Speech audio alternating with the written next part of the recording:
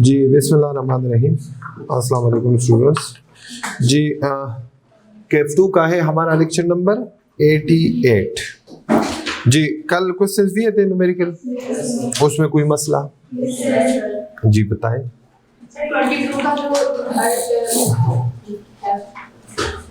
22 का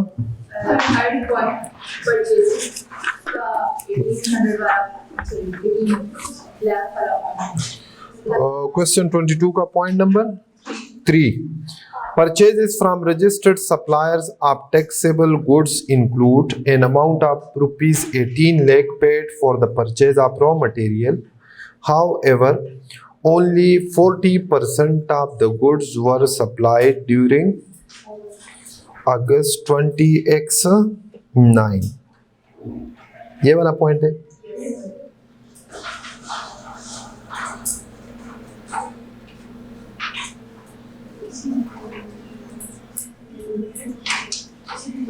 जी इसका कुछ नहीं करेंगे, ठीक है, क्योंकि हमने पढ़ा था ना एडवांस पे सेल्स टैक्स हो, तो पेमेंट तो आज इस महीने सब हो रही है ना। बेशक 40% गुड्स मिले, कुछ भी ना मिले, सारे मिले। हमने पढ़ा था जिस महीने में एडवांस या गुड्स मिलेंगे या गुड्स डिलीवर होंगे या गुड्स मेड अवेलेबल होंगे, विच एवर इज अर्लियर, ठीक है। तो इसका कुछ भी नहीं करेंगे। जी goods worth rupees 12 lakh against, हाँ ये तो माइनस करेंगे, तो मैंने पॉइंट भी लिखवाया था। जी और कोई मसला? तो इस 18 लाख को ऐड भी करेंगे? नहीं, ये शामिल है ना ऑलरेडी, तो ठीक शामिल है। परचेजेस इंक्लूड ऊपर देखें।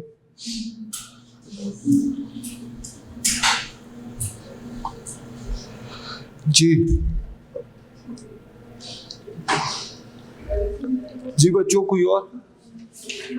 हाँ 23 का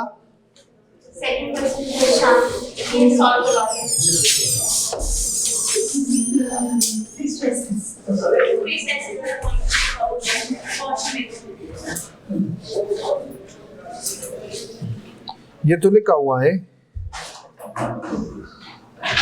कि in case option the machinery has been used for taxable supplies only.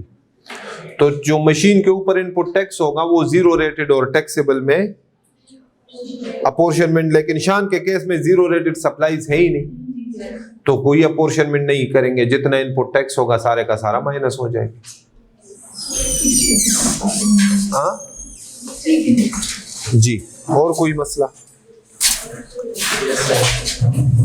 दरवाजा बंद कर दे बच्चे। जी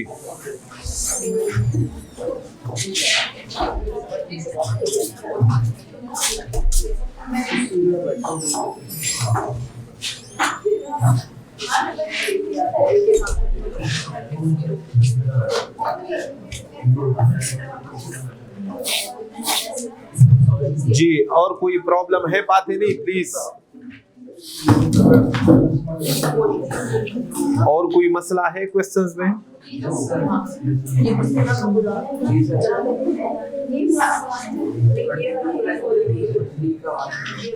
ये मैं बता चुका हूँ, आप लेट आए।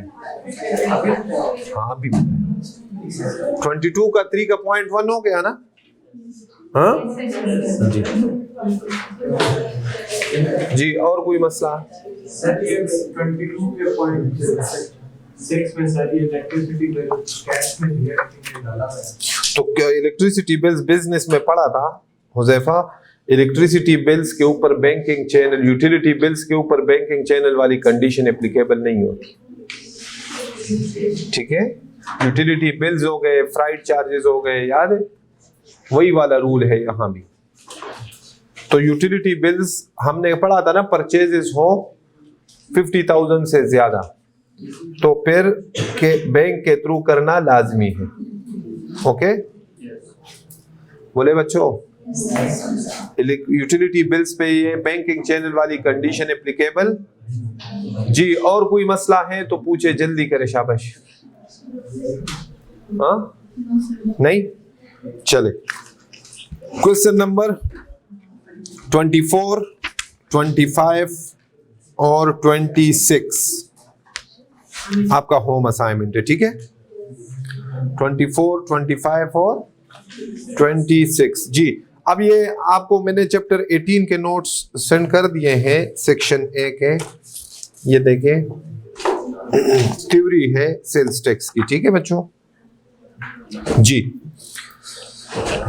सेक्शन ए में हम पढ़ेंगे इंट्रोडक्शन और डिफिनीशन है, ठीक है। कुछ जी देखे, इंट्रोडक्शन में प्रियम्बल है। The preamble of sales tax act 1990 states that, preamble introduction को कहते हैं, that it is an act to consolidate and amend the law relating the levy कहते हैं लगाना, impose करना, of tax on the sale, importation, exportation, production, manufacture or consumption of goods. The aforesaid preamble clarifies that the sales tax is not only leviable on the sale of goods, but it is also on import, export, production, manufacture and consumption of goods. Before we study these terminologies in the ensuing paragraphs, we would like to describe the jurisdiction and extent of applicability of Sales Tax Act 1990. Extent and applicability of Sales Tax. Sales Tax Act 1990 extends to the whole of Pakistan. The territories of Pakistan of the Constitution comprises the following: the provinces of Balochistan, Khyber Pakhtunkhwa, Punjab and Sindh. The Islamabad Capital Territory, hereafter referred to as the Federal Capital, and such states and territory as are may be included in, whether by accession or otherwise, keeping in view Kashmir और गिलगित बल्तिस्तान की बात करें। Keeping in view the aforesaid discussion, it means that the Sales Tax Act 1990 is due applicable to the whole of Pakistan. Now we discuss the tax covered under the sales tax law. Sales tax means the tax, additional tax or default surcharge levied under the Sales Tax Act. A fine, penalty or fee imposed or charged under the Sales Tax Act, and any other sum payable under the provisions of Sales Tax Act are the rules. Basic concepts and definitions. Taxable supplies.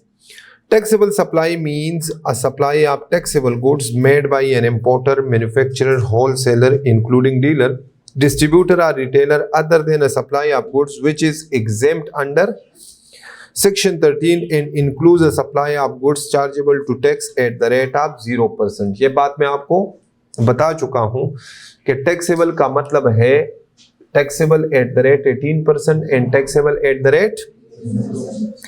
It is imperative to ascertain the answer of the following questions, which would eventually clarify whether any transaction is taxable supply or not, whether the transaction constitutes a supply, whether the supply relates to any taxable goods, whether these taxable goods are supplied by importer, manufacturer, wholesaler, including dealer, distributor or retailer, which goods are exempted from levy of tax, what are zero rated supplies, what are supplies without payment of.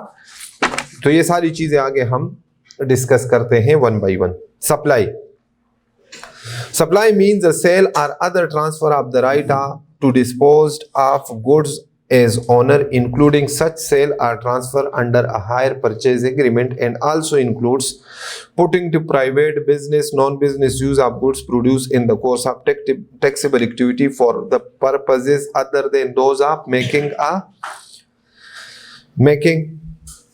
auction or disposal of goods to satisfy. अच्छा, ये पहला क्या है? देखो, हमने पढ़ा numerical में, हमने ये कॉन्सेप्ट्स पढ़ा कि अगर मैं चेयर्स का बिजनेस कर रहा हूं, ठीक है, और मेरी दुकान है, मैं चेयर्स परचेज करता हूं, आगे सेल करता हूं। ओके हो गया बच्चों?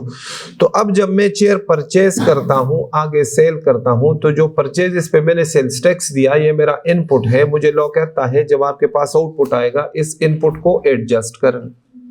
अब अगर इन चेयर्स में से 2 चेयर्स में उठा के घर ले जाऊं, तो ये मैंने आउटपुट टैक्स वर्किंग में लिखवाया था, तो लॉ कहता है ये सप्लाई है।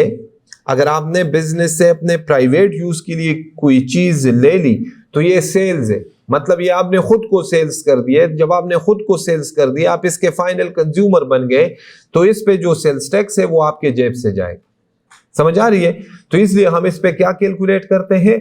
आउटपुट टैक्स, क्योंकि हम इसको क्या ट्रीट करते हैं? सप्लाई ट्रीट करते हैं। क्या ट्रीट करते हैं बच्चों? सप्लाई ट्रीट करते हैं। ऑक्शन और disposal of goods to satisfy debt owed by a person. याद है, goods pledged with the bank and sold by the bank.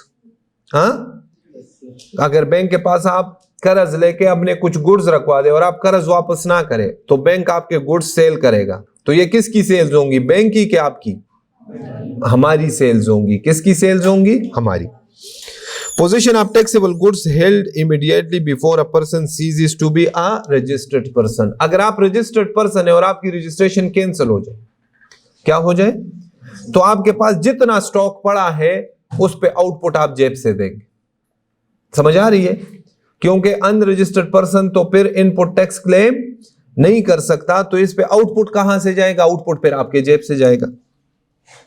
Manufacture of goods belonging to another person, the transfer or delivery of such goods to owner or to a person nominated by him. जैसे मैंने लिखवाया था, gifts given to employees, एक question में आया भी था, ठीक है? ड्राइंग्स, समझ आ रही है? अगर आप मैन्युफैक्चरिंग कर रहे हैं, फ्री सैंपल्स, ये सारे आउटपुट टैक्स वर्किंग निकाले ना। ये जो टर्म्स में यूज कर रहा हूं, अगर नहीं लिखे तो ये लिखे। Distribution of free samples, goods given free of cost, gifts वगैरह, ये सारे क्या होंगे? सप्लाई ट्रीट की जाएगी। क्या ट्रीट की जाएगी? द फेडरल गवर्नमेंट में स्पेसिफाई सर्टेन ट्रांजैक्शन विच शैल और शैल नॉट कॉन्स्टिट्यूट सप्लाई। हाँ, फेडरल गवर्नमेंट के पास इख्तियार है कि वो कुछ सप्लाईज को टैक्सेबल या एग्जेम्प्ट डिक्लेयर कर सकता है। टैक्सेबल गुड्स क्या है? All goods other than exempt goods. It means that all goods are subject to sales tax unless specifically exempt. The term goods is elaborated in the following way. Goods include production, transmission and distribution of electricity, every kind of movable property other than actionable claims. actionable claims के साथ लिख ले negotiable instruments. negotiable instruments पढ़ा है ना business law में जी। Money, stocks, shares and securities, कहता है ये गुड्स में नहीं आते। इसके अलावा जितने भी मूवेबल एसेट्स है वो गुड्स में फॉल करेंगे। इलेक्ट्रिसिटी भी उसने गुड्स में डाल दी। इलेक्ट्रिसिटी पे हम इनपुट टैक्स चार्ज करते हैं ना। exempt supplies, exempt supply means a supply which is exempt from tax of the sales, exempt from tax under section 13 of the sales tax act. section 13 stipulates, अच्छा section याद करने हैं या नहीं? कोई जरूरत नहीं है, सेक्शन नंबर या सेक्शन याद करने की जरूरत नहीं है। Stipulates the following goods are exempt from levy of sales tax: supply or import of goods listed in 6th schedule। लिखवाया था जब पढ़ा रहा था पहले दिन के exempt goods में कौन से schedule के आइटम्स आते हैं? Goods specified by the federal government through its SROs। SROs ये नोटिफिकेशन है, ठीक है? मतलब ये अगर गवर्नमेंट कोई नोटिफिकेशन के through to the extents and from the date specified therein the 6th schedule includes a list of items on which sales tax is no sales tax is levied।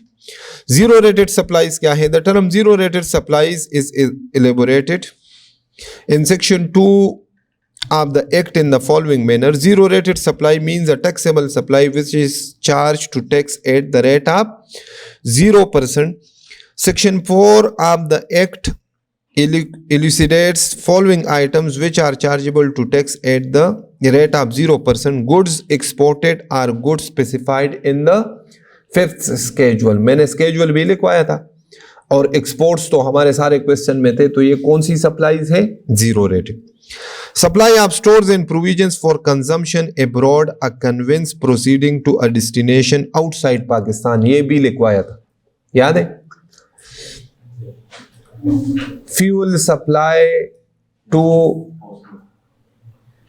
Airline proceeding abroad, याद है? Question में आया था वो Oslo वाला, तो ये point मैंने लिखवाया था। तो उसको ठीक कर लेना, वो फ्यूल को ठीक कर ले, उधर गुड्स लिख दे। क्या लिख दे? मैंने सिर्फ फ्यूल लिखा था, उधर क्या लिख दे? गुड्स लिख दे।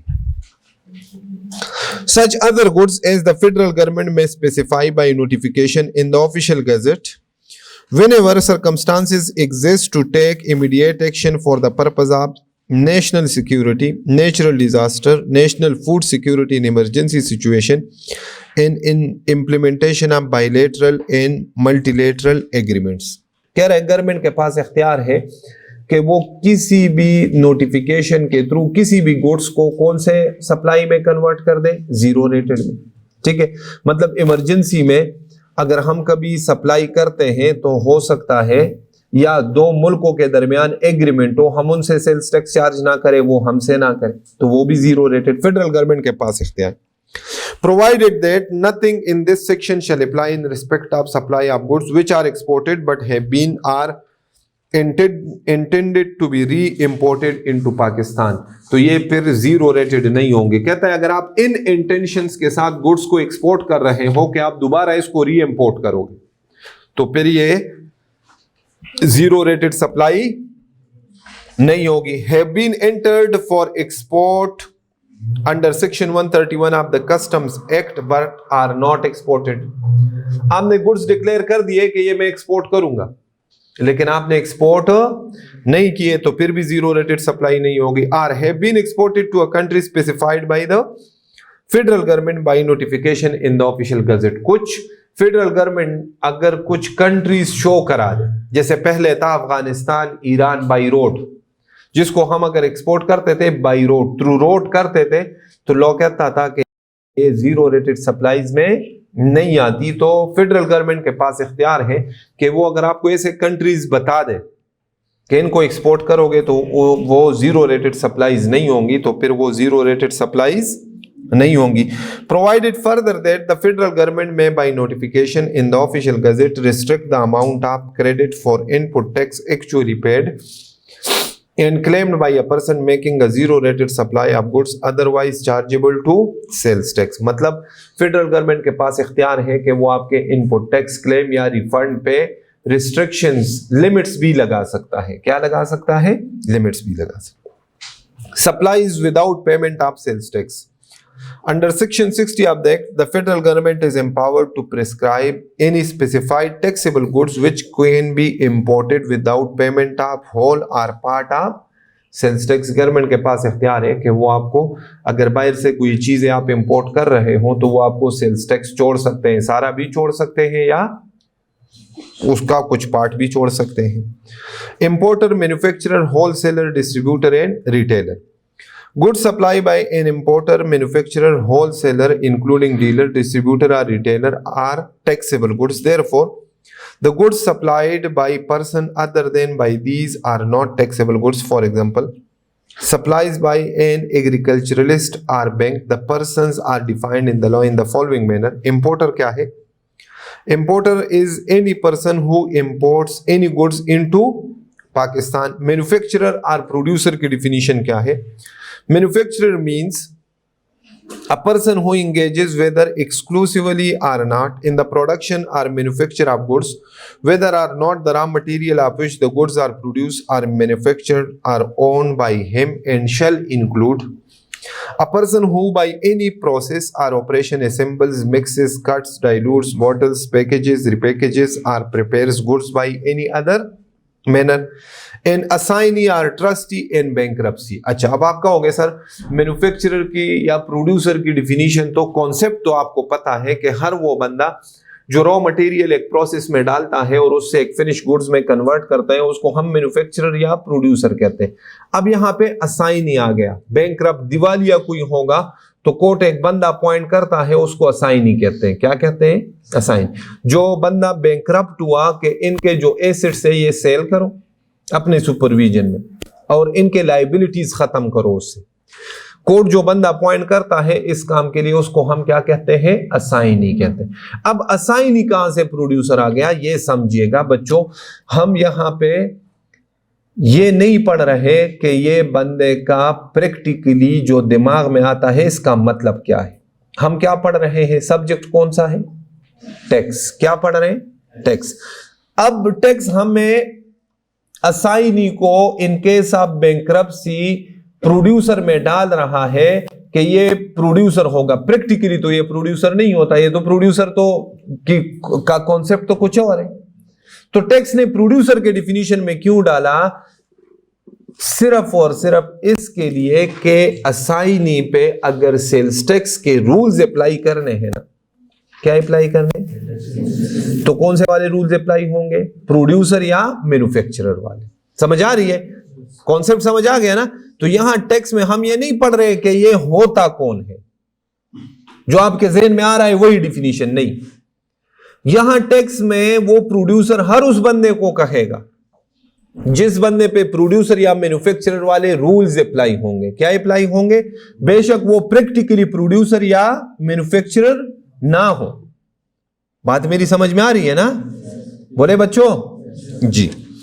Number 3, any person, firm or company which owns, holds, claims or uses any patent, proprietary or other right to goods being manufactured, whether in his or its name or on his or its behalf, as the case may be, whether or not such person, firm or company sells, distributes, consigns or otherwise disposes of the goods, provided that for the purpose of refund under this act, only such person shall be treated as manufacturer cum exporter who owns or has his own manufacturing facility to manufacture or produce the goods exported or to be exported.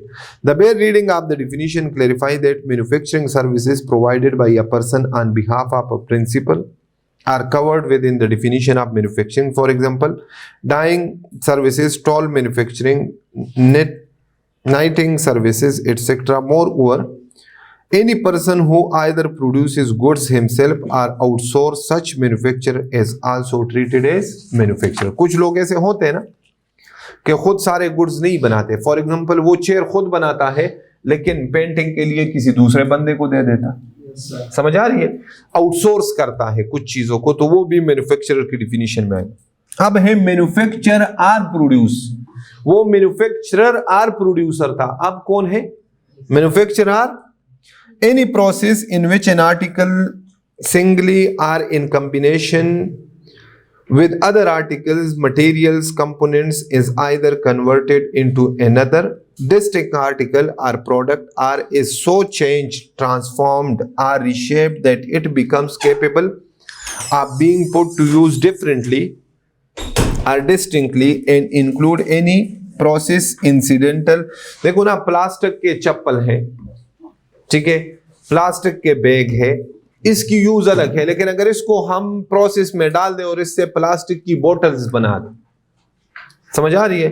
तो है तो दोनों चीज plastic, लेकिन पहले use कुछ और थी, अब यूज कुछ और है, तो इस प्रोसेस को हम क्या कहेंगे? Manufacture or produce. Number 2, process of printing, publishing, lithography and engraving, and process and operations of assembling, mixing, cutting, diluting, bottling, packaging, repacking। Retailer means a person supply goods to general public for the purpose of consumption। Retailer कौन होता है? जो general public को cell करते हैं। ये जो हम दुकानों से जाके चीज अपने कंजम्पशन के लिए परचेस करते हैं, ये कौन से लोग हैं? Retailer. Provided that any person who combines the business of import in retail or manufacture or production with retail shall notify and advertise wholesale price and retail prices separately and declare the address of retail outlets। कुछ producers ऐसे होते हैं ना कि उनके अपने retail outlets भी होते हैं, फैक्ट्री भी उसकी, लेकिन उसने अपने गुड्स की, जैसे अब देखें ना आप, ये जो कपड़ों के ज्यादातर ब्रांड्स है ना, तो इनकी जैसे बुनेंजा देख लें, अब बुनेंजा प्रोडक्शन भी खुद करता है, लेकिन उसके रिटेल आउटलेट्स भी हैं। तो उसके लिए शर्त यह है कि वो होलसेल प्राइस और रिटेल प्राइस को अलग अलग मेंशन करेंगे और नोटिफाई भी करेंगे सेल्स टैक्स डिपार्टमेंट को कि जनाब हम प्रोड्यूसर भी है एट द सेम टाइम और हम रिटेलर भी। Retail price with reference to the third schedule means the price fixed by the manufacturer or the importer in case of imported goods, inclusive of imported goods के case में price क्या होगी? inclusive of all duties, charges and taxes other than sales tax। Sales tax से पहले जितने taxes है, जितने duties है, वो सारे प्राइस में शामिल होंगे। at which any particular brand or variety of any article should be sold to the general body of consumer, or if more than one such price is so fixed for the same brand or variety, the highest of such prices. Sales tax किस पे लगाएंगे? अगर एक से ज्यादा prices हो तो एक से ज्यादा में जो सबसे हायर होगा उस पे सेल्स टैक्स लगेगा. प्रोवाइडेड दैट द बोर्ड में through a general order specify zones or areas for the purpose of determination of highest retail price for any brand or variety of goods. Provided further that, एक minute मन करें, ये कौन है बार बार phone कर जी. Provided further that the reduction in price on account of chilling charges or any other similar charges in case of aerated water, beverages, mineral water or fruit juices shall not be more than 5% of the price inclusive of sales tax, federal excise duty and all taxes other than income tax on which such goods are actually sold to the. Provided also that where the board deems it necessary, it may by notification in the official gazette fix the retail price of goods specified in the. वैसे normally यही होता है, आपने देखा होगा नरख नामा लगा होता है रिटेल आउटलेट्स के ऊपर, ठीक है. तो government provided also that in case of imported goods specified in the third schedule, the retail price shall not be less than 130% of custom assessed value. ये MCQs के लिए ये चीजें आपने याद रखनी है. हाँ बच्चों. Distributor, a person appointed by a manufacturer, importer or any other person for a specified area to purchase goods from him for further supply and includes a person who in addition to being a distributor is also engaged in the supply of goods as a wholesaler or retailer. Distributor किसे कहते हैं? जैसे कोई manufacturer Islamabad के लिए एक बंदे को अपॉइंट करे. अब वो मैन्युफैक्चरर जो है वो अपने आइटम्स उस बंदे के अलावा इस्लामाबाद में किसी और को सप्लाई नहीं करेंगे, उसके पास आएंगे. उसको हम क्या कहते हैं? जो एक एरिया के लिए एक बंदा अपॉइंट हो जाए उसको क्या कहते हैं? डिस्ट्रीब्यूटर. होलसेलर, डिस्ट्रीब्यूटर फिर चीजें आगे देता है किनको? होलसेलर को, ठीक है. होलसेलर फिर आगे देता है किनको? रिटेलर को.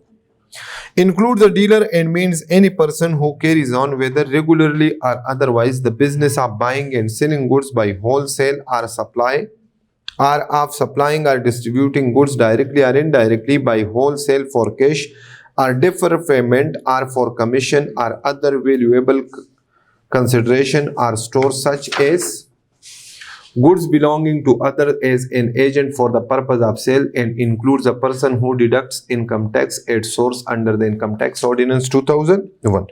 अब होलसेलर भी दो तरह के होते हैं. या तो वो कमीशन पे काम कर रहा होता है, ठीक है, जैसे सेल्स एजेंट होते हैं. क्या होते हैं बच्चों?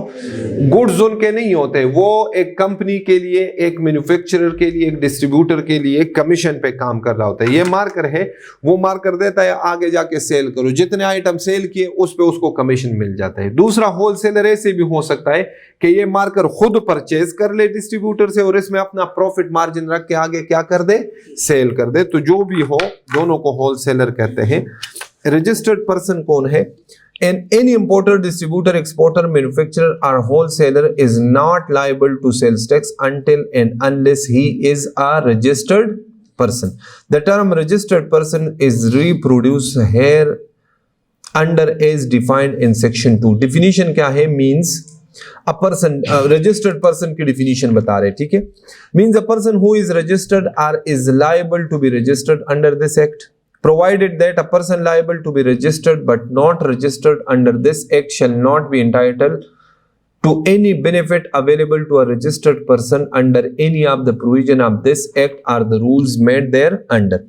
It is evident that a person liable to be registered is covered within the definition of registered person. Hence, a person not registered but liable to be registered can equally be held liable to pay sales tax on the goods supplied during the period that he remained unregistered. However, such person is not entitled to get the benefit of input tax credit. मतलब अगर आपने अपने purchase पे input tax claim करना है तो आपको उसके लिए क्या होना पड़ेगा? रजिस्टर होना पड़ेगा. पर्सन इनकम टैक्स वाला और सेल्स टैक्स में दोनों का सेम मतलब है. Means individual, a company or association, a person incorporated, formed, organized or established in Pakistan or elsewhere, the federal government, provincial government, local authority in Pakistan, foreign government, a political subdivision of foreign government or public international organization. Taxable activity means any economic activity carried on by a person, whether or not for profit, and includes an activity carried on in the form of business, trade or manufacture, an activity that involves the supply of goods, the rendering or providing of services or both to another person, a one of adventure or concern in the nature of a trade, and anything done or undertaken during the commencement or termination of the economic activity but does not include the activity of an employee providing services in the capacity to an employer. कह रहा है ये taxable activity में नहीं आता। देखो ना, employ भी सर्विसेज देता है ना, सर्विसेज पे भी सेल्स टैक्स होता है, ठीक है, लेकिन एम्प्लॉय जो सर्विसेज दे रहा है एम्प्लॉयर को, उस पे सेल्स टैक्स नहीं होता क्योंकि ये टैक्सेबल एक्टिविटी में नहीं आता। An activity carried on by an individual as a private recreational pursuit or hobby। अब ये देखें, ये जो नीचे होटल वाले हैं, ठीक है, ये जब यहाँ पे आप खाना खाते हो या बारबेक्यू बनाते हो, बारबेक्यू बनाते हैं, खाना खाते हैं, तो ये टैक्सेबल एक्टिविटी है, ये आपसे सेल्स टैक्स चार्ज करेंगे। लेकिन अगर आप दोस्त मिलके इकट्ठे हो जाए और एक दोस्त के घर पे बारबेक्यू पार्टी कर ले, तो वो टैक्सेबल एक्टिविटी नहीं है। अब एक कंपनी है, वो ट्रिप्स ऑर्गेनाइज करती है, तो वो टैक्सेबल एक्टिविटी है, उस पे सेल्स टैक्स होगा। लेकिन फैमिली या दोस्त मिलके अगर ट्रिप पे चले जाए तो वो टैक्सेबल एक्टिविटी में नहीं आता। An activity carried on by a person other than individual, which if carried on by an individual would fall within sub class B। ठीक है जी। वैल्यू ऑफ सप्लाई, अच्छा सेल्स टैक्स किस पे चार्ज होगा, ये आपको बता रहा है कि किस वैल्यू पे, अमाउंट पे सेल्स टैक्स चार्ज करोगे। In respect of taxable supply the consideration in money include all federal and provincial duties and taxes if any which the supplier receives from the recipient for the supply but excluding the amount of tax. Sales tax की amount शामिल नहीं होनी, उसके अलावा जितने भी federal या duties है या टैक्सेस है वो शामिल होंगे। Provided that in case the consideration for a supply is in kind और is partly in kind and partly in money, the value of the supply shall mean the open market price of the supply excluding the amount of tax। ठीक हो गया, तो फिर उसकी क्या लेनी है, ओपन मार्केट मतलब फेयर मार्केट वैल्यू लेनी है उन गुड्स की, excluding the amount of tax का मतलब है सेल्स टैक्स को निकाल के। Number B, in case the supplier and recipient are associated persons and the supply is made for no consideration or for consideration which is lower than open market price, the value of such supply shall mean the open market price of the supply excluding the amount of tax। याद करें, goods supplied to an associated person at 35% discount, numerical में ये point था, वो हमने reverse कर दिया था, याद है कि कौन सी प्राइस लेनी है, मार्केट प्राइस लेनी।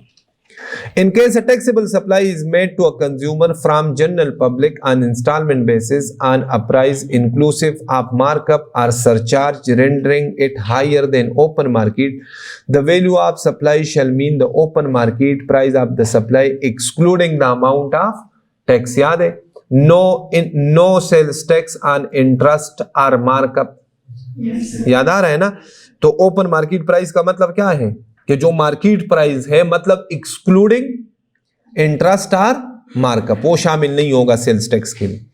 इन case of trade discount the discounted prices excluding the amount of tax. यहां पे टैक्स का लफ्ज जो इस्तेमाल हुआ है ना, सेल्स टैक्स मतलब है, क्या मतलब है, provided the tax invoice shows the discounted price. याद है, only normal discounts are allowed, shown on invoice, याद आ रहा है जी। shows the discounted price and the related tax and the discount allowed is in conformity with the normal business practices। कौन सा discount, normal discount. Okay हो गया बच्चों। in case where for any special nature of transaction it is difficult to ascertain the value of a supply, the open market price। अगर कभी confusion हो prices में कि कौन सा लूं, तो फिर कौन सा आसान तरीका क्या है, open market price. Number 4, in case of imported goods, the value determined under Custom Act, including the amount of custom duties and federal excise duty levied hereon. In case where there is sufficient reason to believe that the value of supply has not been correctly declared in the invoice, the value determined by the valuation committee comprising representative of trade and the inland revenue constituted by the commissioner. अगर कहीं पे पता चले कि इन्होंने invoices पे price गलत show की है तो फिर सेल्स टैक्स डिपार्टमेंट ने एक कमेटी बनाई हुई है, फिर वो प्राइजेस फिक्स करेगी, वो प्राइजेस होंगी. In case of goods other than taxable goods are supplied to a registered person for processing, the value of supply of such processed goods shall mean the price excluding the amount of sales tax which such goods will fetch on the sales in the market. ये भी different तरीके से बता रहा है, market price होगी इस case में भी. In case of taxable supply with reference to retail tax, the price of taxable goods excluding the amount of retail tax which a supplier will charge at the time of making taxable supply by him or such other price is the board may by a notification in the official gazette specify. In case of supply of electricity by an independent power producer or WAPDA, the amount received on account of energy purchase price only and the amount received on account of capacity purchase price, energy purchase price premium, excess bonus, supplemental charges, etc. shall not be included in the value of supply. कह रहे हैं अगर ये amount शामिल हो तो sales tax उस पे चार्ज नहीं होगा, ये अमाउंट एक्सक्लूड करके ये जो इन्होंने नाम लिए हैं. इसके अलावा जो अमाउंट होगी बिजली की उस पे सेल्स टैक्स चार्ज होगा. In case of supply of electric power and gas by a distribution company, the total amount billed including price of electricity and natural gas as the case may be, charges, rents, commission and all duties and taxes local, provincial and federal, but excluding the amount of late payment surcharge. अगर आपको कोई distribution company बिजली दे रही है या gas दे रही है तो फिर सारे ड्यूटीज, टैक्सेस और कमीशन, रेंट्स वगैरह सब चीजें शामिल होंगी. एक्सक्लूडिंग क्या क्या चीजें, जो लेट सरचार्ज है, ड्यू डेट पे जो आप पेमेंट नहीं करते और वो सरचार्ज लग जाता है, उसको एक्सक्लूड करके सेल्स टैक्स चार्ज होगा. Note, it is clarified that the value of supply does not include the amount of subsidy provided by the federal government और provincial government to the electricity consumer and has never been chargeable to tax under the. In case of registered person who is engaged in purchasing used vehicle from general public on which sales tax had already been paid at the time of import or manufacturing, or which are later on sold in the open market after certain value addition, value of supply will be the difference between sale and purchase. देखो ना, जब आप गाड़ी purchase करते हो तो आप sales tax दे देते हैं, ठीक है, तो आप फाइनल कंज्यूमर हो. अब आगे आप जब सेल करोगे, अगर अपने प्राइस पे करोगे तो फिर तो आपने सेल्स टैक्स दे दिया, फिर उससे चार्ज नहीं होगा. लेकिन अगर आपका प्रॉफिट है, क्या है, महंगा सेल करते हो, तो जो परचेज प्राइस है, कॉस्ट है और सेल प्राइस है, उस पे सिर्फ सेल्स टैक्स चार्ज होगा प्रॉफिट के ऊपर. ठीक हो गया.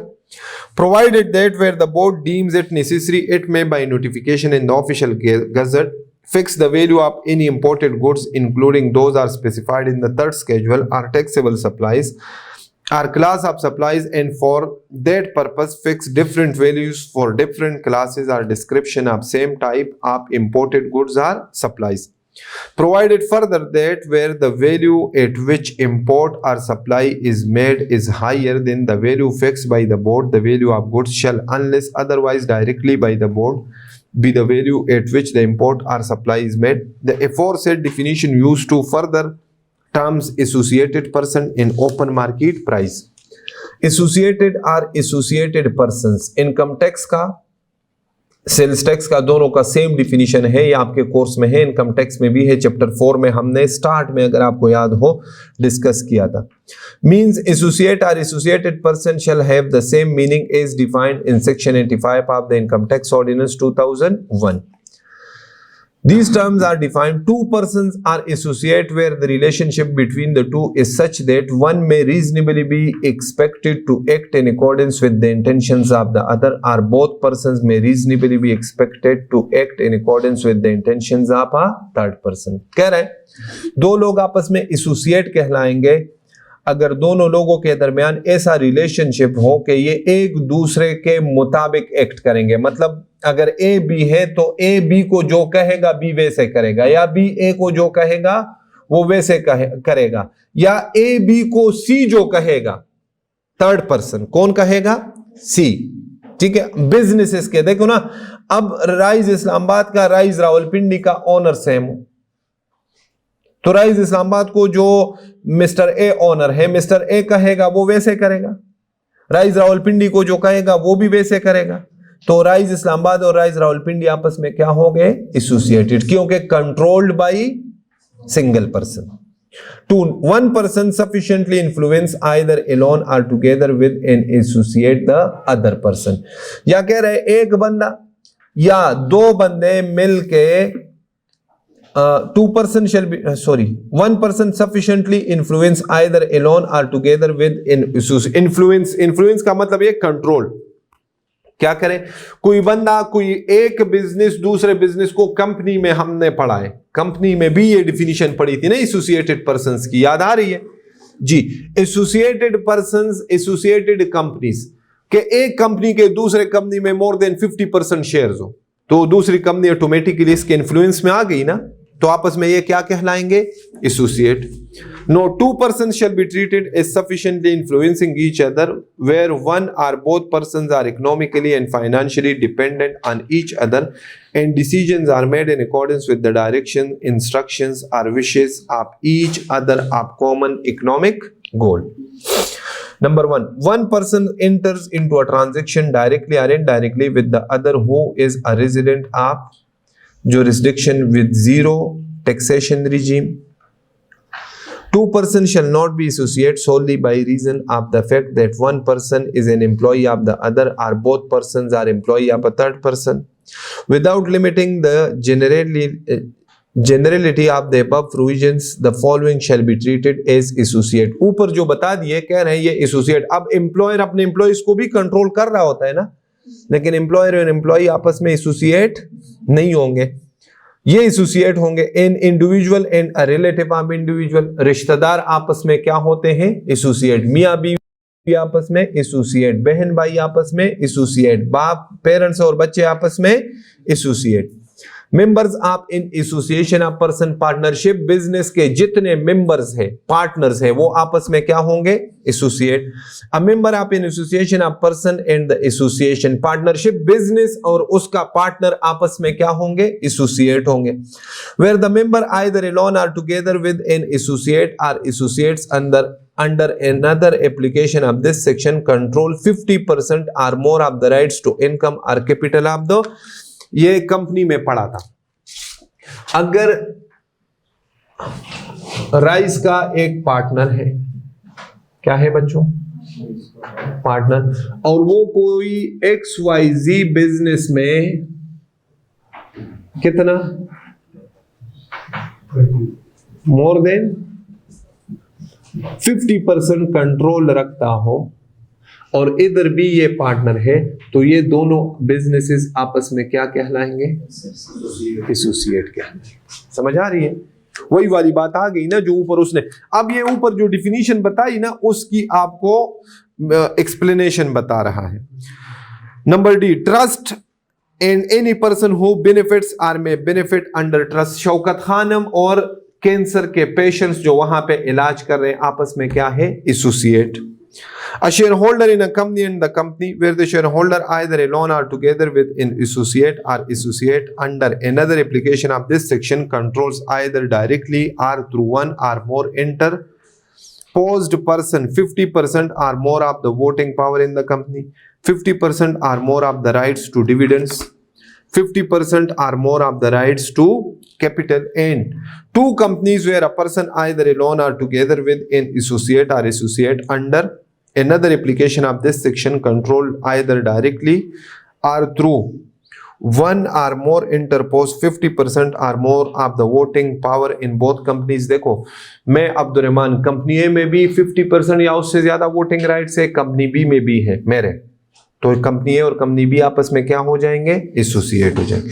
50% or more of the rights to dividends in both companies, 50% or more of the rights to capital in both companies. Two persons shall not be associated under subclass A or B of paragraph 3 above, where the commissioner is satisfied that neither person may reasonably expected to act in accordance with the intentions of the other. In this class, relative in relation to an individual means an ancestor, a descendant of any of the grandparents, or an adopted child of the individual, or of a spouse of the individual, or a spouse of the individual, or of any person specified in subclass A. Okay bachcho? Huh? Open market price means the consideration in money which that supply or similar supply would generally fetch in an open market. The term similar supply is elaborated in the following way.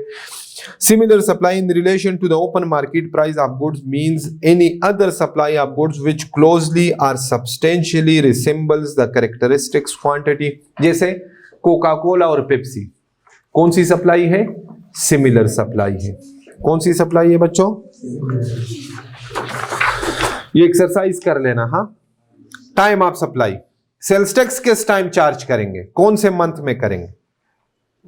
Time of supply in relation to a supply of goods other than under hire purchase agreement means the time at which the goods are delivered or made available to the recipient of the supply, or the time when any payment is received by the supplier in respect of that supply, whichever is earlier. लिखवाया था.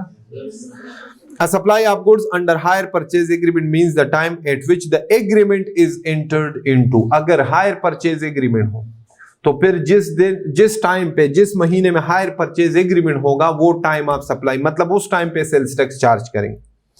Services means the time at which the services are rendered or provided in respect of class A, B or C above, where any part payment is received for a supply in a tax period, it shall be accounted for in the return for that tax period. In respect of exempt supply, it shall be accounted for in the return for the tax period during which the exemption is drawn from such supply.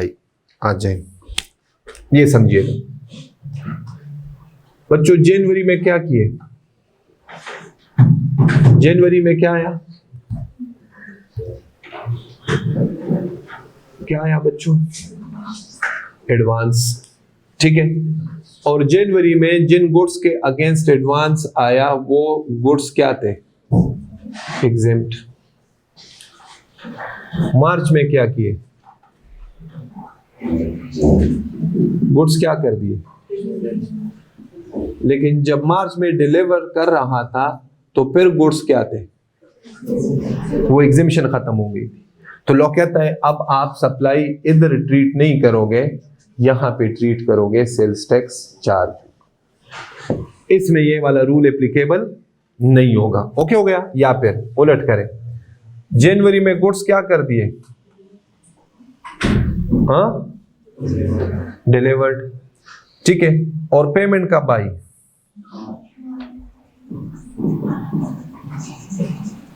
मार्च में. जब deliver किए क्या थे?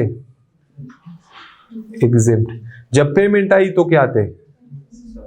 समझ आ रही बच्चों? तो करे सेल्स टैक्स यहां पे चार्ज नहीं होगा, फिर ये मार्च की सप्लाई ट्रीट होगी. ओके हो गया बच्चों? अगर टैक्सेबल थे एग्जेम्प्ट हो गए तो फिर इसमें होंगे. जिस महीने में टैक्सेबल होंगे उस महीने की सप्लाई ट्रीट की जाएगी जब डिलीवरी और पेमेंट में डिफरेंस हो. समझ आ रही है? और एक मंथ में टैक्सेबल थी और दूसरे में एग्जेम्प्ट, तो आप सप्लाई कौन से महीने की ट्रीट करेंगे? जिस मंथ में टैक्सेबल थी. ठीक हो गया? हाँ.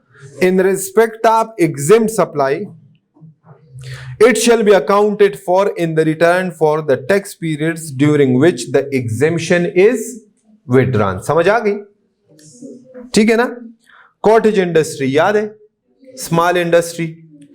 Cottage industry means a manufacturing concern which fulfills each of the following conditions, namely, does not have an industrial gas or electricity connection, is located in a residential area, does not have a total labor force of more than 10 workers, and annual turnover from all supplies does not exceed 8 million rupees. Treatment of supplies by cottage industry, local supplies of goods made by a cottage industry are exempt from sales tax. Okay.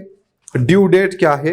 In relation to the furnishing of a return means the 15th of the month following the end of the tax period or such date, other date as the board may by notification in the official gazette specify, and different dates may be specified for furnishing of different parts or annexures of the return. Provincial sales tax, अच्छा sales due date क्या है? जनवरी का return है तो जनवरी का return फरवरी के 15 तारीख तक फाइल करना लाजमी है। ड्यू डेट क्या है? फरवरी का रिटर्न मार्च के 15 को, मार्च का रिटर्न अप्रैल के 15 को। ओके हो गया बच्चों? Provincial sales tax means a tax levied under the provincial laws or laws relating to Islamabad capital territory declared by the federal government through notification in the official gazette to be provincial sales tax for the purpose of input tax. Tax period क्या है? Means a period of 1 month or such other period as the board with the approval of the federal minister in charge may by notification. E-intermediary क्या है? Means a person appointed as e-intermediary under section 52 for filing of electronic returns and such other documents as may be.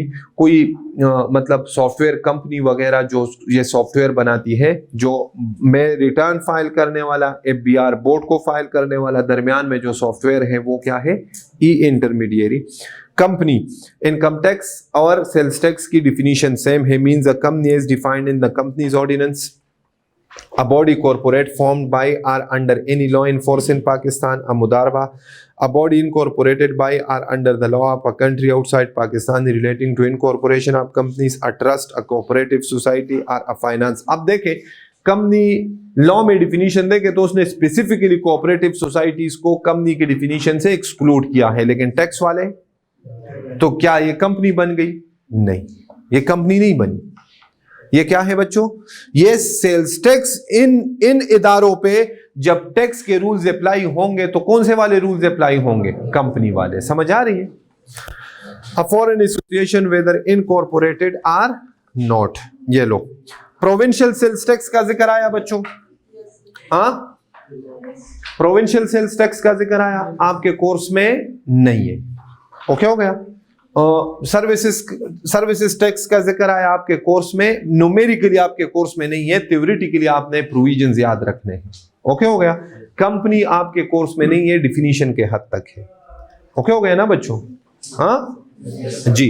अब गुजारिश सुने, आप मेरा student अगर कोई fail होगा ना, खुदा ना खास्ता अल्लाह ना करे, तो आप तीन एरियाज की वजह से आप फेल होंगे। एक सेल्स टैक्स थ्योरी की वजह से, एक असेसमेंट अपील्स वाले चैप्टर की वजह से, और फर्स्ट 3 चैप्टर्स की वजह से, क्योंकि इसमें मेरे हाथ में कुछ भी नहीं।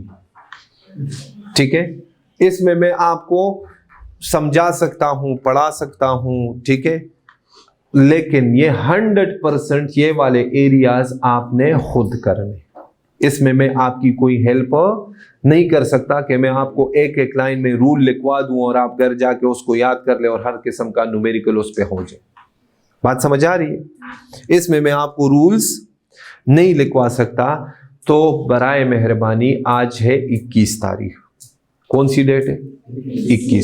31 जनवरी तक ये टारगेट रख ले। आज जो मुझे ऑनलाइन सुन रहे हैं वो बच्चे भी, कि मैंने 31 जनवरी तक सेल्स टैक्स थ्योरी और सेल्स टैक्स न्यूमेरिकल तो आप एक दो साथ करेंगे ना, वो तो याद करने वाली चीज नहीं है, वो तो साथ होते रहे हैं ना, वो तो कॉन्सेप्चुअल चीज है। ठीक हो गया?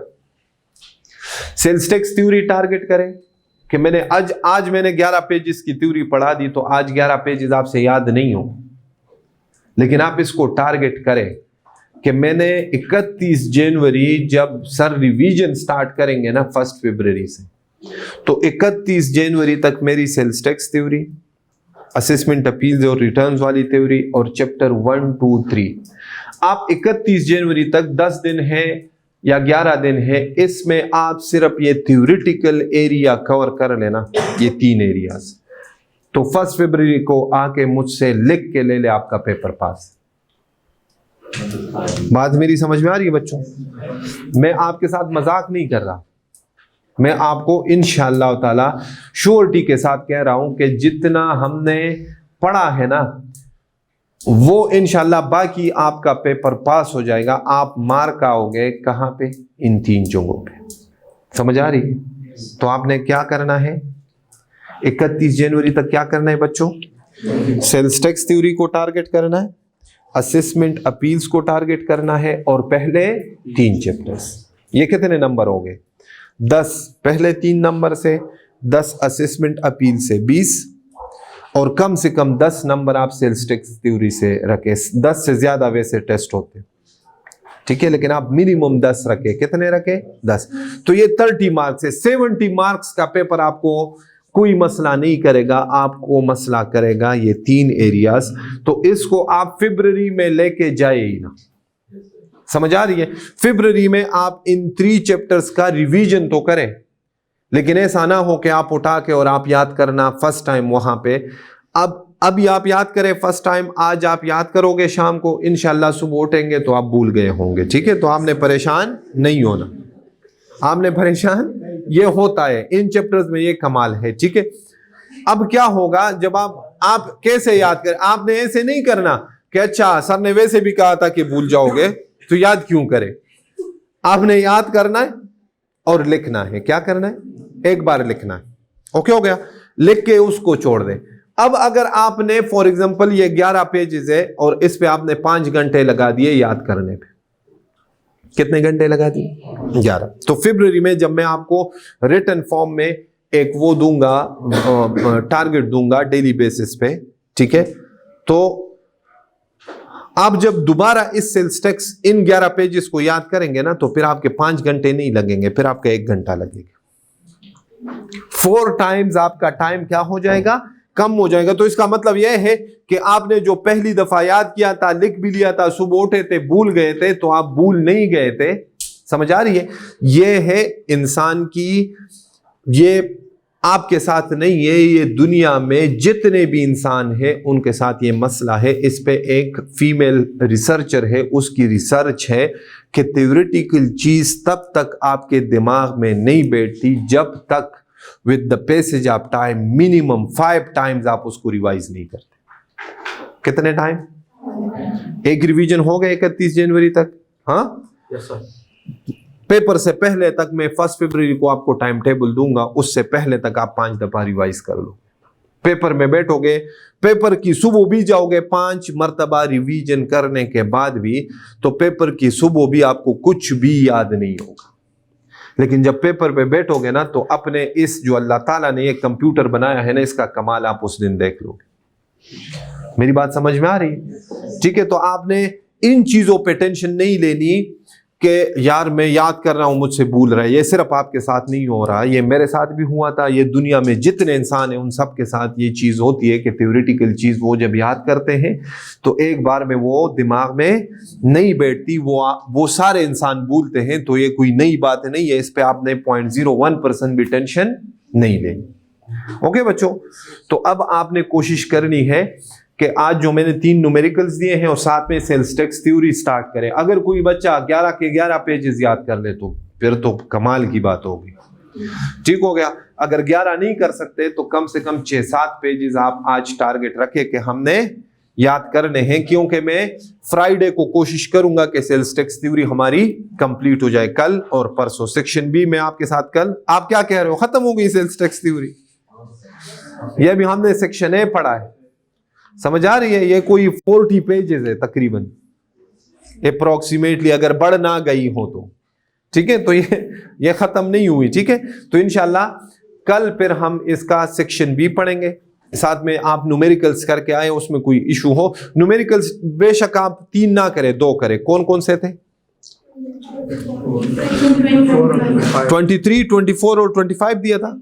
24, 25 और 26 दिया था। आप 24 और 25 कर। कितने न्यूमेरिकल कर ले बच्चों? 2, 4 एंड 5, 24 एंड 25। साथ में क्या करें? ये थ्योरी स्टार्ट करें। इसको आपने इंशाल्लाह साथ साथ मेरे अगर आप कंप्लीट करें ना, याद करें इसको, तो कमाल का काम हो जाएगा। मैं आपको मोटिवेट नहीं कर रहा, यकीन करें, अल्लाह को हाजिर और नाजिर जान। अगर आपने ये 3 एरियाज 31 जनवरी तक याद कर लिए, फर्स्ट को आके मुझसे लिख के देने के लिए तैयार हूं, आपका पेपर इंशाल्लाह पास। ठीक है, समझ आ रही है ना बच्चों? अगर नहीं किया, ये एरिया छोड़ दिया, ये 30 नंबर नहीं, मैं आपको इंशाल्लाह तरीकाकार बताऊंगा ना, इस 30 में से आप 25 प्लस मार्क्स लेंगे।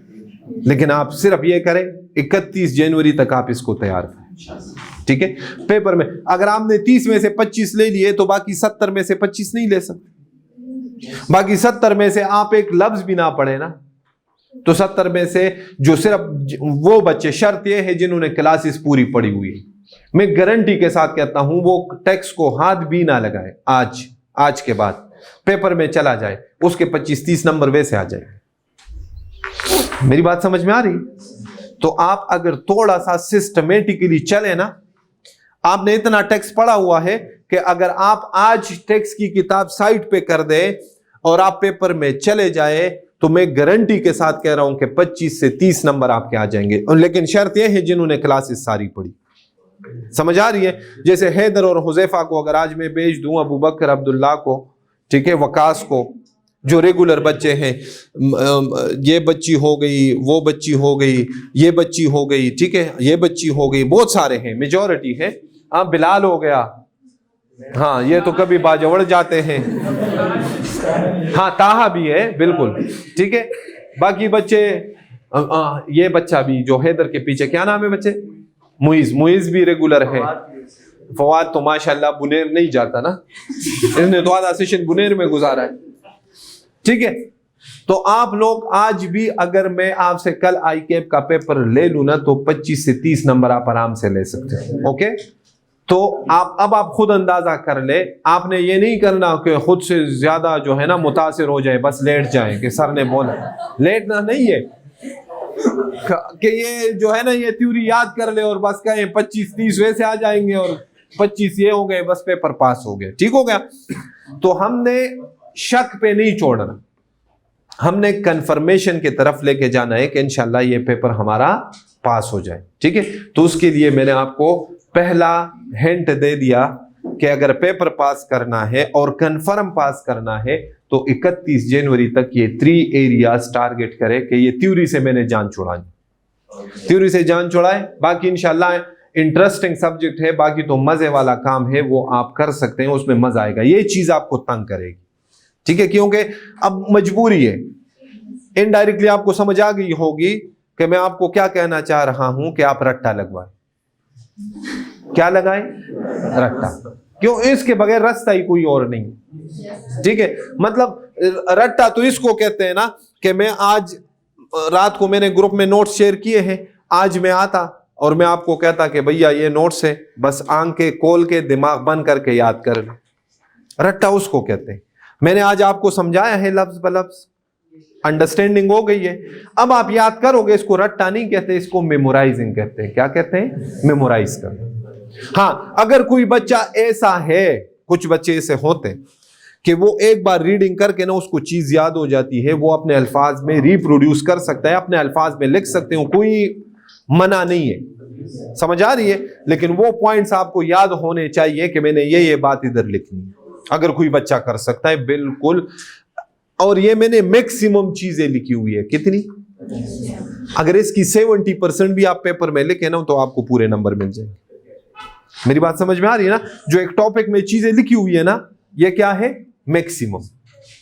ठीक है, तो इसमें अगर आप 2-3 पॉइंट्स, 1-2 पॉइंट्स छोटे टॉपिक में भूल भी जाए तो कोई मसला नहीं होगा, नंबर आपके पूरे आ जाएंगे। ठीक है बच्चों, तो आप लोगों ने ये करना है। कल इंशाल्लाह इसका सेक्शन भी पढ़ेंगे, फिर परसों इंशाल्लाह, आज क्या था? वेडनेसडे था।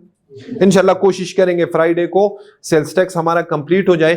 फिर एक लेक्चर आपका रहता है असेसमेंट अपील्स का, मंडे को वो कर लेंगे और फिर आप दोनों बैचेस अलग अलग जिनका जो कोर्स रहता है फिर हम उस पर चले जाएंगे। ठीक है बच्चों, ओके जी, अल्लाह हाफिज।